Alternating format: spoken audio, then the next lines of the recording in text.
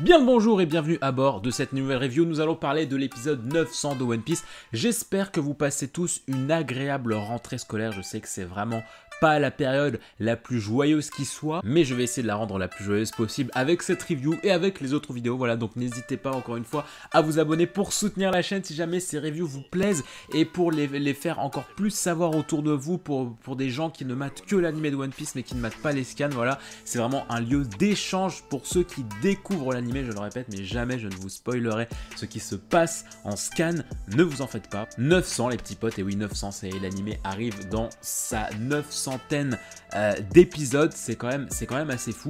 Et alors pour cet épisode, je vais séparer cette analyse en deux parties. Voilà, en première partie, nous allons voir un petit peu le rythme de l'épisode et puis cet aspect légèreté que l'anime semble vraiment vouloir nous transmettre. Voilà, on va voir un petit peu ce qui s'est passé en long en large. Et ensuite, on fera un petit bilan de ce qu'on apprend dans cet épisode parce que pour la première fois, j'ai envie de vous dire, dans Wano Kuni en animé, on apprend des choses sur vraiment l'aspect géopolitique de cette île, enfin de ce pays plutôt. Alors accrochez-vous, accrochez-vous, accrochez-vous, accrochez-vous.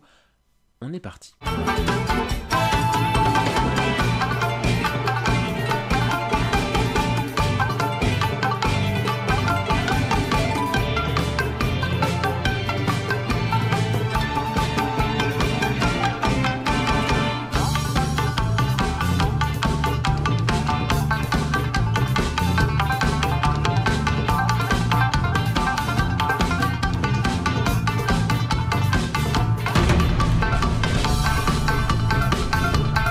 Alors cet épisode correspond à la quasi-totalité du chapitre 914 en scan. Voilà, je crois qu'il y a 2 pages qui manquent et ça aurait fait tout le chapitre. C'est un épisode où on peut se sentir mitigé. Personnellement, j'ai vraiment bien reçu l'épisode. J'ai eu plusieurs personnes sur le Discord qui m'ont dit au contraire, non, c'était trop lent et tout, machin, nanani, nanana, il s'est presque rien passé et tout, j'aime pas trop ça. Et alors, c'est vrai, c'est un petit peu mitigé, mais en tout cas, en termes d'avancée de manga, bah, c'est un des épisodes qui avance le plus en fait, même si on s'en rend pas forcément compte. Et c'est un épisode essentiellement d'information, d'immersion dans le village d'Okobole, donc le village des restes, avec quand même un petit peu d'action à la fin. Donc non, personnellement, j'ai plutôt bien reçu l'épisode. Voilà, il n'était pas spécialement moche, il était quand même assez joli. L'animation était assez cool, il y a eu des plans très cool pendant les combats et pendant l'intervention de Zoro. Et puis surtout, bah, ça fait plaisir en fait de prendre son temps. Et effectivement, il y a quelques rallonges que le manga n'a pas, comme lorsque Otama se fait soigner. On insiste bien sur le plaisir d'Otama qui reçoit pour son anniversaire ce plat à base de mochi. Gros big up Katakuri si tu nous entends. Mais je trouve que ça fait du bien un épisode qui prend son temps comme ça pour 2 raisons. Déjà, ça nous fait passer pas mal de temps dans le village d'Okobole parce qu'on voit bien qu'à la fin de l'épisode, Otama se fait enlever, donc on se doute que Luffy et Zoro ne vont pas rester au village d'Okobole. On voit bien qu'on va bouger, qu'on va changer de lieu en fait. Donc quitte à ce qu'on reste qu'un seul chapitre dans ce lieu, autant bien le détailler et pourquoi pas un peu passer de temps dedans et de bien voir le décor. Moi je vous avoue que ça m'a fait bien plaisir dans l'épisode de vraiment bien me rendre compte à l'image de comment on rendait ce village, parce que bah, c'est vrai qu'en scan bah, ça va vite quoi, en un chapitre ils arrivent et à la fin du chapitre bah, ils se cassent parce qu'il faut aller chercher Otama. Et ça fait aussi plaisir que ça prenne son temps parce que on sent vraiment une belle relation entre Zoro et Luffy. Ça fait vraiment du bien de les voir ensemble, de les voir plaisanter en fait lorsque Luffy a failli révéler son nom et que t'as Zoro qui dit non et tout. Enfin, tu ressens le début de l'aventure. Ça m'avait fait cet effet en scan, mais ça me le fait encore plus en animé vu qu'il y a des petites phases de dialogue qui sont rajoutées et tout. Mais c'est vrai que le fait qu'il y ait que ce duo Luffy-Zoro de l'équipage avec une intrigue qui pour l'instant n'est pas très bien développée, et bah ça me fait cruellement penser au tout début du manga avant même que Nami arrive, etc. Ça m'y fait beaucoup penser, voilà, cette espèce de légèreté en fait, on se rend dans un petit lieu, un petit village où il se passe pas grand chose, mais c'est essentiellement du dialogue. Et puis ce qui est très touchant, c'est de voir Luffy et Zoro un petit peu en mode protecteur, en mode il s'énerve limite en mode mais tu vas prendre ton médicament, ou alors mais dépêche-toi de manger, allez, qu'est-ce que c'est que ça et tout. Tu les vois limite en train de bouder après Otama et ils veulent vraiment s'assurer que Otama aille mieux. Et je trouve ça trop mignon, ça fait un petit peu les 2 grands frères avec leur petite sœur, et ça, voilà, ça me rappelle beaucoup les tout premiers épisodes avec avec Kobe ou avec la petite fille qui avait... je me souviens plus le nom de la petite fille là, avec le chien à un moment. Et les rajouts aussi, ça nous permet d'encore mieux nous attacher à Otsuru ou à Otama. C'est vrai que là, les phases avec Otama et tout, bah forcément, ça nous fait encore plus aimer la petite, parce que dans le manga on va vraiment à l'essentiel, hein. Et encore une fois, c'est pas parce que il y a des phases qui n'existent pas dans le manga que ça veut dire que c'est forcément pour ralentir et donc que c'est forcément mauvais. Ce qu'il faut prendre en compte, c'est que Oda n'a clairement pas le time de tout mettre dans ses chapitres, et que donc bah il y a des trucs qui apparaissent dans l'animé que Oda aurait très bien pu dessiner, mais que par souci de temps, etc., qui peut pas perdre trop de temps à trop développer son histoire, et bah il ne les met pas, mais l'anime le permet de le faire. C'est vraiment très touchant lorsque Otama pleure de joie après son repas, et c'est fort et c'est à la fois beau et triste en même temps, parce que Otama, elle est dans une situation de joie absolue, mais on voit bien du point de vue d'Otsuru et surtout de Luffy qui est vraiment en colère que ce n'est pas normal. Ce n'est pas normal qu'une petite fille soit autant heureuse d'avoir mangé un plat aussi simple, et elle s'est juste rempli l'estomac avec un bon plat et elle vit sa meilleure vie. Ce n'est pas normal, et c'est vraiment ça qui agace profondément Luffy, et que tu sens que ça le vénère de voir ça, et il le dit lui-même qu'une enfant ne mange pas à sa faim, c'est clairement pas normal pour lui. Il y a une petite phase très intrigante que Zoro relève aussi lorsque Okiku se présente au Mugiwara et qu'elle utilise le pronom Seisha, donc je, mais qui est apparemment une façon de se présenter par les guerriers, mais une façon de se présenter par les hommes. Apparemment, c'est plus les hommes qui utiliseraient ce terme Seisha. Zoro le remarque en tout cas, donc qu'est-ce que ça peut vouloir dire? Est-ce que ça serait plus une guerrière qui aurait une sorte de statut guerrier homme ou quoi? C'est un petit peu confus. On va finir cette première partie en parlant de la seconde phase, on va dire, de l'épisode avec le combat, avec Batman et Gazelman qui arrivent et qui chope Otama.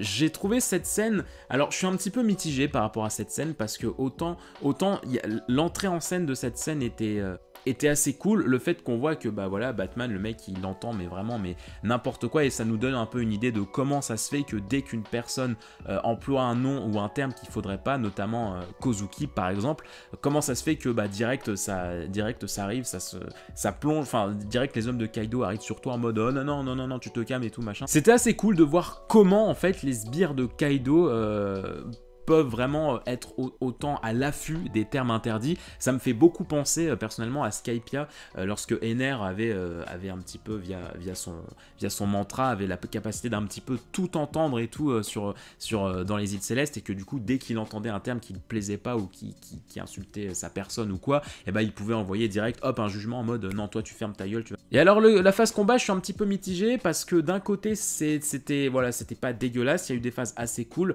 de comment Zoro sort sa lame et tout. On sent que niveau chorégraphie, c'est beaucoup plus travaillé qu'avant. Pareil, lorsqu'il y a utilisation de haki, lorsque Luffy utilise son haki dans son bras et qui casse les flèches et tout, ou alors lorsque Zoro met du haki dans ses sabres, c'est vraiment des chorégraphies, des arrivées de haki qu'on n'a pas l'habitude de voir. D'habitude, lorsque Luffy se met du haki dans les bras, c'est beaucoup plus simple que ça, c'est juste une colorisation et c'est tout. Là, il y avait vraiment plusieurs effets qui étaient vraiment assez cool. Par contre, par rapport à pas mal d'attaques, tu sens des répétitions et tu sens voilà, qu'ils veulent mettre de l'action pour mettre de l'action, quitte à ce que ce soit pas vraiment très très bien réalisé. Je pense notamment à lorsque Zoro bloque les flèches avec ses épées et tout, ça va 2 secondes, mais là ça a quand même duré bien 10 bonnes secondes. Et c'est ça qui est un petit peu dommage, je trouve, pour l'instant avec les combats à Wano Kuni, c'est que voilà, Oda dessine une attaque, dessine une intervention, et tu sens que l'animé va tout mettre en termes d'animation dans cette intervention qui est présente dans le manga, mais avant, ils ont l'intention de mettre quelques phases de préliminaires et tout,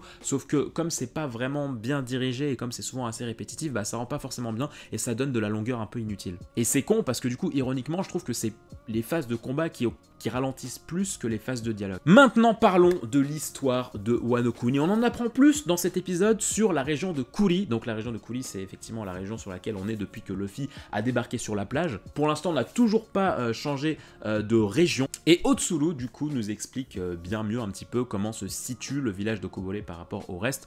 Effectivement, le village de Kobole, le village des restes, est un village où les habitants ne se servent uniquement que des restes du village d'à côté. Il y a donc le village de Kobole, il y a un torii, donc l'espèce de grande arche, et derrière ce torii, il y a un village dans lequel il y a les hommes du shogun de Orochi, hein, monsieur Orochi le sale shogun, qui eux, tranquillou bilou, ont largement assez de quoi faire niveau nourriture, niveau aliments, etc., etc., puisqu'ils ont accès à la réserve qu'avait créé un certain Oden. Et alors là, Luffy se dit, mais attends, Oden, j'ai déjà entendu ce nom quelque part, et effectivement, pour ceux qui s'en souviennent bien, Oden, c'est effectivement un nom que Luffy a déjà entendu, il l'a entendu à Zo. C'est le nom du père défunt de Momonosuke, qui faisait partie donc du clan Kozuki et qui a été assassiné par Kaido. Et ce Oden avait effectivement donc créé une réserve abondante pour abreuver, nourrir toute la région de Kuri. On n'en sait pas plus pour l'instant, mais c'est vrai que c'est des premiers bons teasings. Voilà, on apprend effectivement que Oden du clan Kozuki faisait tout apparemment pour vraiment nourrir convenablement cette région. Sauf que là, avec l'arrivée d'Orochi le shogun, c'est complètement l'inverse puisque le gars s'approprie toutes ses réserves et les garde pour ses hommes et non pas pour la population. Et alors la fin de l'épisode est doublement frustrante. Premièrement frustrante parce que Otama se fait enlever et c'est pas bien de faire du mal à Otama, ok, vous allez vous calmer. Mais deuxième frustration vis-à-vis du design de Batman et de Gazelman. Parce que c'est quand même des hommes de Kaido, on voit enfin des utilisateurs de Smile, et putain quand tu vois leur design, mais tu te dis mais wesh, on est où là? Et alors à la première lecture j'avais trouvé ça effectivement assez ridicule, j'étais en mode mais attends mais Oda mais qu'est-ce que tu nous fais, c'est donc ça l'armée de Kaido que tu nous utilises depuis Punk Hazard? Mais d'un autre côté j'ai trouvé ça assez intéressant puisqu'il faut pas oublier que les smiles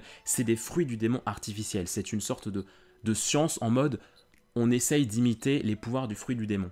Et le fait que ceux qui aient mangé ces smiles possèdent en quelque sorte les attributs des animaux, genre voilà Gazelman il court hyper vite, mais que du coup au niveau de leur apparence ça ne fonctionne pas du tout et qu'en plus leur pouvoir est à moitié efficace parce qu'on voit bien que Gazelman, le mec, il a un point de côté au bout de... Enfin, il a la vitesse de la gazelle, mais au bout de 200 mètres, le mec, il est épuisé, il a un point de côté. Du coup, je trouve ça assez intéressant parce que ça montre que on peut pas vraiment copier la nature. On n'arrivera pas à confectionner convenablement, en tout cas de ce qu'on voit, les effets des vrais fruits du démon. Ce ne sont que des imitations, des fourberies, et ça ne fonctionne pas, ça ne donne pas à ses utilisateurs des pouvoirs convenables comme ils auraient pu avoir en mangeant des vrais fruits. Voilà ce qu'il y avait à dire sur cet épisode 900, voilà, un épisode que j'ai trouvé plutôt sympathique. J'espère que cette review vous aura plu, n'hésitez pas à mettre un petit commentaire, à mettre un pouce en l'air et à vous abonner si jamais cette review vous a plu, et surtout à la partager autour de vous, voilà, si jamais il y a d'autres personnes qui regardent l'anime et qui aimeraient avoir des reviews pour eux, voilà. Si vous trouvez que ça ne va pas vite, etc., je vous le répète, mais profitez que l'intrigue soit simple, qu'il n'y ait pas énormément de personnages, que voilà, tout ça, parce qu'à un moment donné, vous allez voir flou et vous remercierez l'anime de ne pas aller trop vite. En attendant, je vous souhaite plein de bonnes choses et on se dit à très vite pour de prochaines vidéos. Ciao.